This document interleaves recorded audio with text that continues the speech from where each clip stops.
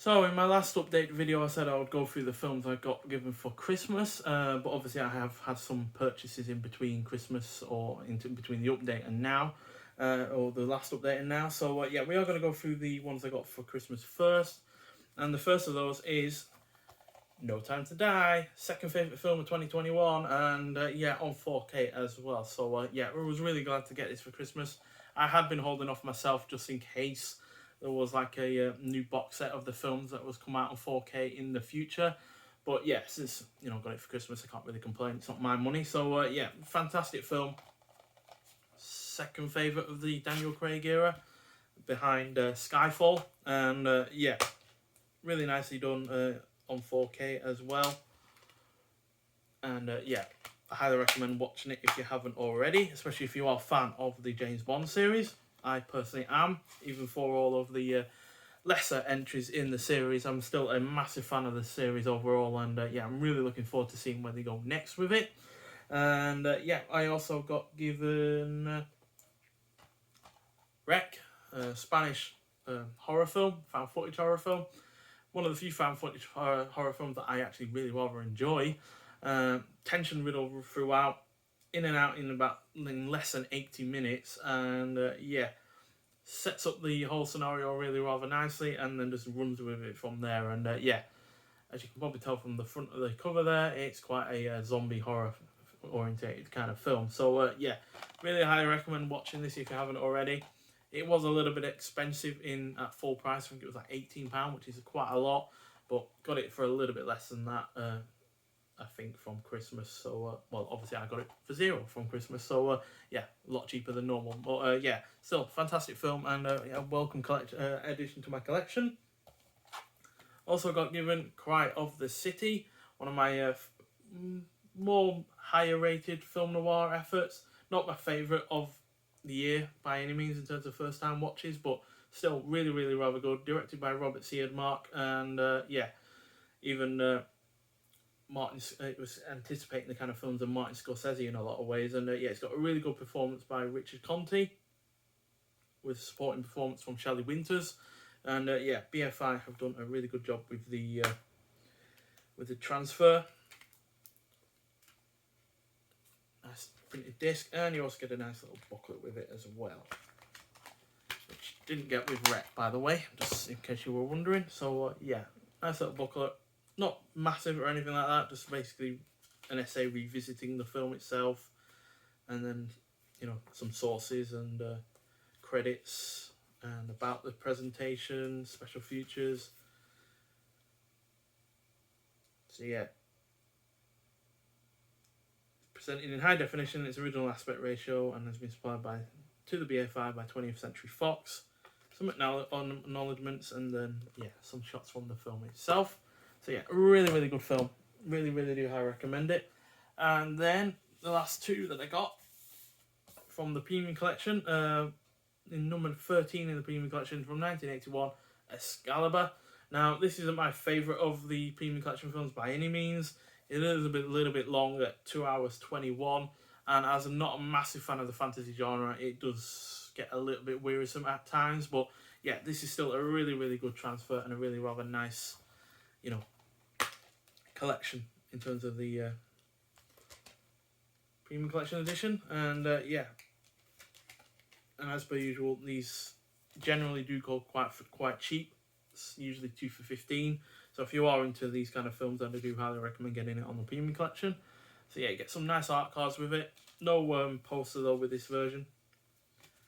That doesn't bother me, considering it's not going to be a film that I would you know, put a film poster up of.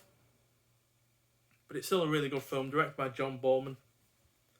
And yeah, again, Helen Mirren, I think it is, in a early role. I think she was in this. Yeah, as well as Nicholas Clay and Nicole Williamson, who's, as far as I'm concerned, was famous for playing the priest in Exorcist 3. And yeah, final film I got given for Christmas from 1995, number 111 in the premium collection, Dolores Claiborne, or Clayball. And yeah, great performances from Kathy Bates and Jennifer Jason Leigh. kind of was brought about on the basis of Misery being highly successful, also starring Kathy Bates, and yeah, as a result, kind of was a little bit of a film that was put in the shadow of that film, but I absolutely really rather enjoy it. And yeah, again, really nice premium collection edition. No poster with this one, but again, like with Excalibur, it was not the kind of film I would put a poster up of, but still, nice enough Blu-ray release. And again, nice enough art cards as well. So there's the poster itself, and then shots from the film as per usual. That's Kathy Bates, by the way, and there's Jennifer Jason Leigh, and there's the two of them together. So yeah, really nice film. I really do enjoy it. Who was it directed by again? Taylor Hackford. Probably his best film, to be honest. His name does not mean that he is a hack, by the way.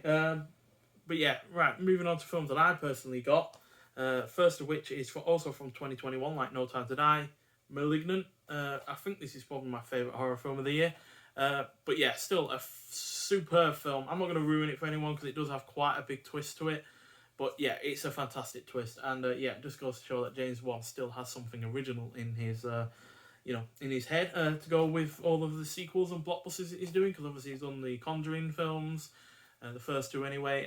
He also obviously did Aquaman, and he's going to do Aquaman 2. But yeah, this is still an amazing film, and yeah, like I said, easily my favourite horror film of the year, although there are at least two others that would come close to my top 10, if not in it. And yeah, highly bloody. That 18 rating is wholly deserved, by the way. And yeah, I really do like the nice little slip cover that they've got given and going on. Not printed the disc or anything, standard Blu-ray, but still a really love a good one. And yeah, really good performances in it. And yeah, the violence is generally quite violent, to be honest. And from Criterion Collection, you might well have already seen this in my top 10 favourite pre-2021 first time viewings, as it came in at number 11, and that is Le Samurai. Fantastic release from Criterion. And yeah, currently my favourite Jean-Pierre Melville film out of the two that I've seen. But yeah, really nice release. Proper booklet here, proper hard case. None of that cardboard rubbish that, pardon me, none of that cardboard rubbish that we've been getting from Criterion as of late. And yeah, basically got essays in it, shots from the film. It's a really nice booklet actually. It's about being not particularly large. It's got about the transfer, acknowledgements, production credits, special thanks, and yeah, basically talking about how they made the transfer basically. So yeah, fantastic performance from Alain Delon and really rather good direction. It's got a really cool atmosphere to it with a superb soundtrack. And yeah, two more from Arrow Video. I think there's two more, yeah. Firstly, The Quiet Earth. Absolutely adored this film. Kind of reminded me of The Last Man on Earth with Vincent Price, but in a more darker, more sci-fi kind of orientated way, to be honest. And yeah, directed by Jeff Murphy, who I only had seen, I think, from him Under Siege 2, which not particularly good, but still, this is absolutely amazing. And yeah, basically, guy finds himself all alone on Earth. Eventually finds two companions, but they eventually work out how they're the only two free around. And yeah, it's got an amazing score. Really rather odd visuals at times. But yeah, it's got a really nice atmosphere to it, and it really does ratchet up the tension and the kind of madness that would happen if someone was, you know, all alone, really. And yeah, really rather fantastically visual, exquisite ending as well on that. So yeah, really surprised me how much I enjoyed it, to be honest, and I wish I had just bought it outright and watched it for the first time on this disc rather than, you know, renting it first. But yeah, still, incredible film. And finally from Arrow Academy, well, the last thing from Arrow, we have a few more releases to look at, is Dark City, starring Charlton Heston, directed by William Dietriel. Don't think I've seen anything from him before, but yeah, it's a really good film noir, this. It puts it kind of like a horror slant on it, because basically him, Charlton Heston, and a few of his friends end up inadvertently causing the suicide of someone that they scam out of some money.